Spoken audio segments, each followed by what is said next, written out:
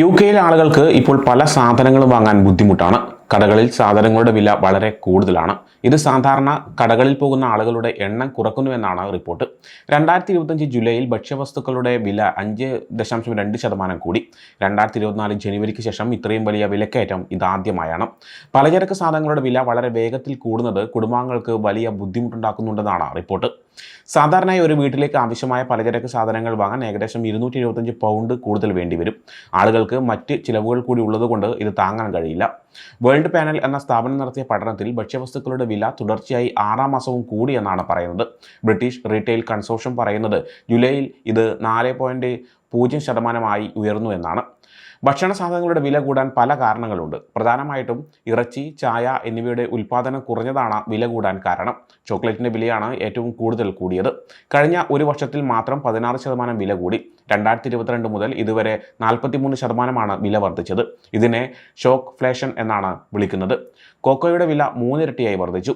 2023 May മാസത്തിൽ $2,900 ആയിരുന്നത് 2025 May മാസത്തിൽ $9,000 ആഫ്രിക്കയിലെ മോശം കാലാവസ്ഥയും കോക്കോ മരങ്ങൾക്ക് വന്ന രോഗങ്ങളുമാണ് ഇതിന് കാരണം.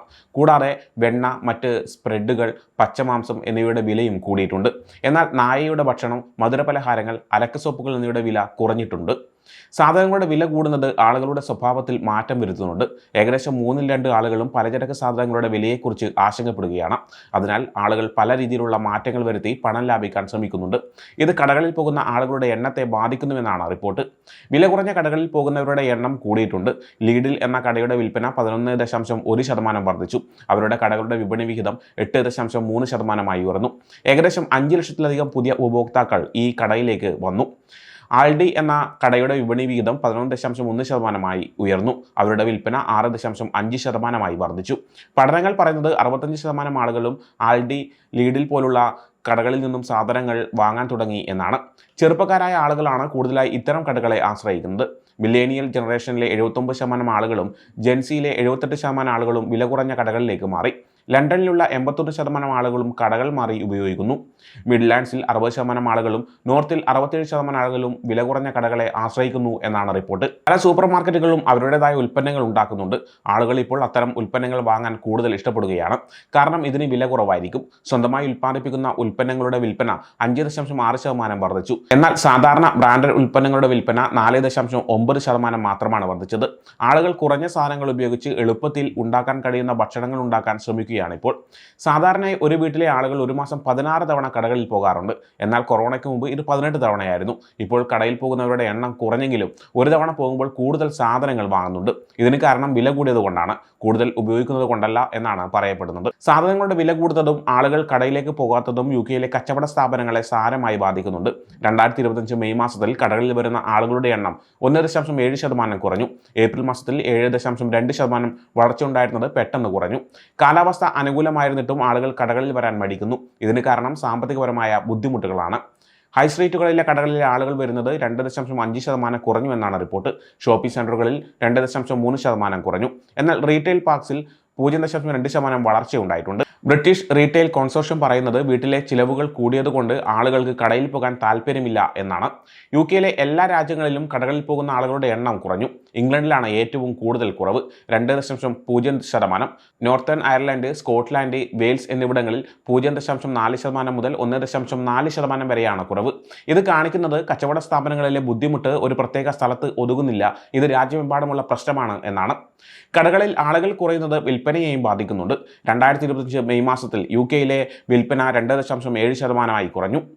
2023 ഡിസംബറിന് ശേഷം ഇത്രയും വലിയ കുറവ് ഇതാദ്യമായാണ്. പലചരക്ക് കടകളിൽ 5% കുറവുണ്ടായി. 2021 മെയ് മാസത്തിന് ശേഷം ഇത്രയും വില കുറവുണ്ടായത് ഇപ്പോഴാണ്. ഓഫീസ് ഫോർ നാഷണൽ സ്റ്റാറ്റിസ്റ്റിക്സ് ഇതിനെ ഭക്ഷണ സാധനങ്ങൾ വിൽക്കുന്ന കടകൾക്ക് ദുരിതപൂർണമായ മാസം എന്നാണ് വിശേഷിപ്പിച്ചിരിക്കുന്നത്. ആളുകൾക്ക് സാമ്പത്തികപരമായ കാര്യങ്ങളിൽ വിശ്വാസം കുറഞ്ഞിരിക്കുകയാണ്. GfK consumer confidence index June മാസത്തിൽ 18 ആയിരുന്നത് ജൂലൈയിൽ 19 70% ആളുകളും അടുത്ത 3 മാസത്തിനുള്ളിൽ ചിലവുകൾ കുറയ്ക്കാൻ സാധ്യതയുണ്ടെന്നാണ് പറയുന്നത്. ഇത് കഴിഞ്ഞ 2 വർഷത്തിനിടയിലെ ഏറ്റവും വലിയ സംഖ്യയാണ്. PwC നടത്തിയ പഠനത്തിൽ ആളുകൾ ശരാശരി 4.2 വിഭാഗങ്ങളിലായി ചെലവുകൾ കുറയ്ക്കാൻ പദ്ധതിയിടുന്നു എന്ന് പറയുന്നു. ഈ വർഷത്തിന്റെ തുടക്കത്തിൽ ഇത് 3.8 ആയിരുന്നു. ഈ വിലക്കയറ്റം കുറഞ്ഞ വരുമാനമുള്ള ആളുകളെയാണ് കൂടുതലായി ബാധിക്കുന്നത്. 2025 ജൂണിൽ 40% ആളുകൾക്കും പണം ചെലവഴിക്കാൻ ബുദ്ധിമുട്ടുണ്ടായി. കുറഞ്ഞ വരുമാനമുള്ള ആളുകൾക്ക് അവരുടെ വരുമാനം കുറയുകയും അത്യാവശ്യം സാധനങ്ങൾ വാങ്ങാൻ പോലും പണമില്ലാത്ത അവസ്ഥയും ഉണ്ടായി. സാമ്പത്തികപരമായ ബുദ്ധിമുട്ടുകൾ കാരണം പല കടകളും അടച്ചുപൂട്ടുന്നുവെന്നാണ് റിപ്പോർട്ട്.